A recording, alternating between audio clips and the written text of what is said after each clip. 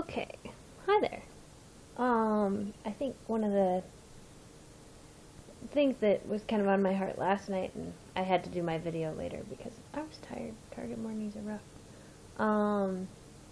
I was able to get kind of an idea of where I was wanting to share with you, and also getting an idea of what God wanted to share with you in that time. I think one of the because James is kind of like our favorite book ever, because I don't know, we both like it, but I think you like it more than I do.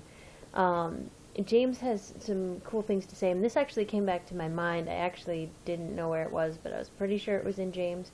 I realized that when I was talking to you about trusting God and not just trusting God, but like praying and seeing if God will do what He's put on your heart to ask, asking God and the traits that go with that. So we were talking about that previously. I just realized with that, we actually didn't get into what is knowledge that belongs to God and what's like wisdom that belongs to God and what is worldly wisdom. Is there a difference? I think oftentimes we've talked about that, is that, you know, there can be a merit in something, and then there's the merit inside God. And is there a distinction between those goodnesses, or has God made both, are both ones that we want to practice? And I think we talked a little bit about that, but I think just this passage just came to my mind, and I think it was something that God wanted to share with you again, because redundancy is good for you. And it's in James 3, and it's 3:13. This keeps coming back to me. It goes to, "Who is wise and understanding among you? By his good conduct let him show his works in the meekness of wisdom." Now, meekness is might, strength under control, just for clarification. Meekness isn't just like submission to wisdom, but it is strength under control of wisdom. But if you have bitter jealousy, so this is talking about an attitude, but I'll just keep reading and then we'll talk about it. But if you have bitter jealousy and selfish ambition in your hearts, do not boast and be false to the truth. This is not the wisdom that comes down from above, but is earthly, unspiritual, demonic. For where jealousy and selfish ambition exist, there will be disorder and every vile practice. But the wisdom from above is first pure, then peaceable, gentle, open to reason, full of mercy and good fruits, impartial and sincere. And a harvest of righteousness is sown in peace by those who make peace. Now there's a lot there, but he's basically challenging you. Are you wise? Are you understanding? I think both of us are kind of like, well, I'd like to think that I am, that I have wisdom, that I have understanding, but, you know, we're both aware that God gives understanding to those who ask for it, so we're still learning to ask for that. But if you have it, if you have wisdom and understanding, even these things that I'm sharing with you, he's saying, by your good conduct, let him show his works in the meekness of wisdom. So it has an attitude to it. Wisdom is actually something that it's submitted to God, it belongs to God kind of wisdom. And selfish ambition, it's not. And jealousy is not an attitude that can go with it either. You can't brag about it and be false to the truth. This is a identity thing where the wisdom comes from God. We actually have an attitude that comes with wisdom that comes from God. For where jealousy and selfish ambition exist, there will be disorder in every vile practice. But the wisdom from above is first pure. So he's telling you what it is too.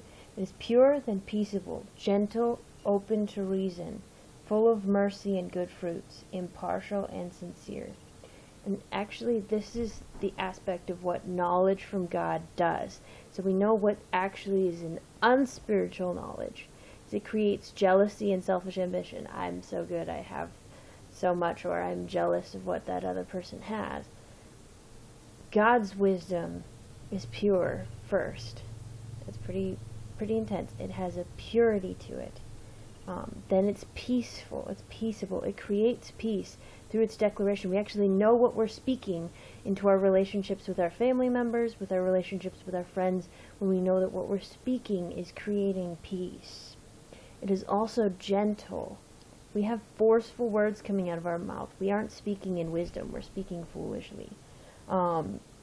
It's open to reason. You're really good at this particular aspect. It's something that I'm still learning to absorb in wisdom, is being open to reason. That's actually part of God's heart, is to be open to reason. It's actually the attitude with which we have knowledge. Full of mercy. So mercy is not getting what you deserve. So it actually is sharing information with that humility, but also with gentleness for the imperfections of others. This is definitely the attitude that we want to walk in God's knowledge, but God's knowledge also acts this way. And good fruits, so it acts on that mercy, it acts on that truth. It isn't absent action.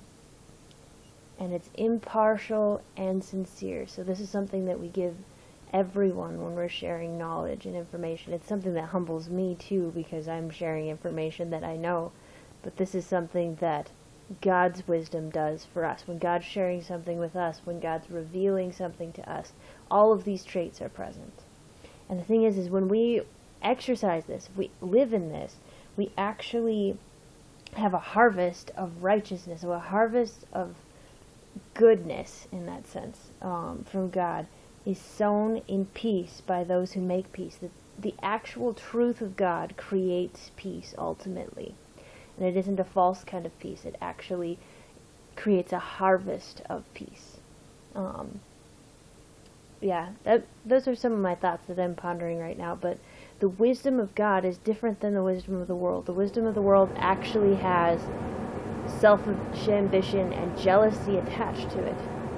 The wisdom that's from God not only has that humility, but it also creates peace rather than contention. And I think in times right now that's really, really amazing and unusual. So those are my 2 cents for the day. I think I may work out of James some more. I'm still debating. I'm thinking we might jump into 1 John next time. So have a good day.